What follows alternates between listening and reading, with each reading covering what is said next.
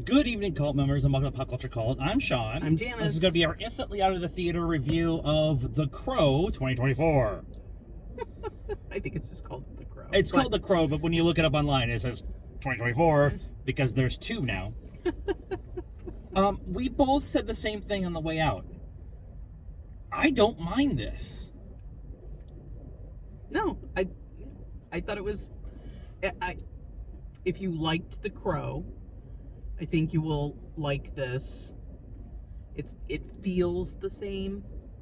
It's telling sort of the same story, but more updated, I guess. Yeah. It's very weird. Like, the cars are all old. Yeah. But they have cell phones. Yeah. They're in a bunch of really cool old buildings and what is presumably to be That's a word. New York. So there's all that kind of feel to it.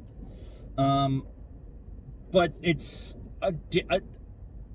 is taking the elements from the first one, the supernatural elements, the love story, and playing with that more than the martial arts, kung fu, all of that stuff. Right.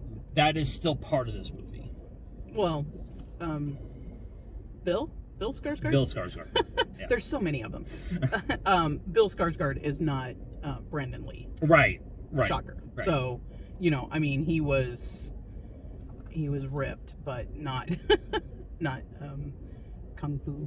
There's a scene in the movie where I leaned over to her and something happens. No spoilers, but if you've seen The Crow, you know what happens. He gets a power up. He gets a power up. Like, Bill's not that big of a guy, and all of a sudden he's that big of a guy. It may have been just camera angles and stuff too, but maybe he went and Bulked up a little. Pumped iron a little bit. And put like 15 pounds of muscle on from take 1 to take 2. This is I think the things that are going to hold this movie back is a little bit of the comic relief that we got in the original. Was it Flea that was in the original one? Yeah. The drug dealer group. Yeah. We don't have that comic relief in this one. It's very somber. There's some. We chuckled. We did. The audience chuckled. We did. Probably macabre. Yeah. Humor, not jokey jokes, but yeah. And this is like it's rated R for a reason. I was going to talk about that after the next thing I talk about. The other thing I think that people are going to be upset about with this is it doesn't have the needle drops. It has a few, but a major character in the first one was the music. Yeah. And there are really good needle drops in this movie. But there's a couple times early on where I felt like maybe they wanted to do something but couldn't get the license for it, so they went with a much more generic soundtrack.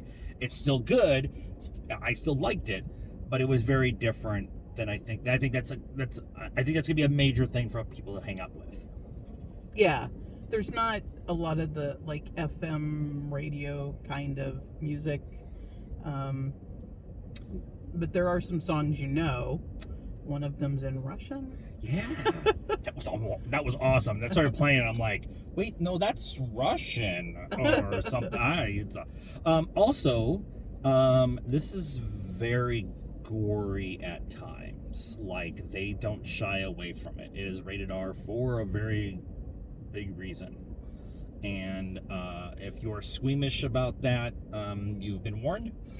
But I didn't have a problem with it because it added to the emotion that Eric is going through once he decides to do what he needs to do.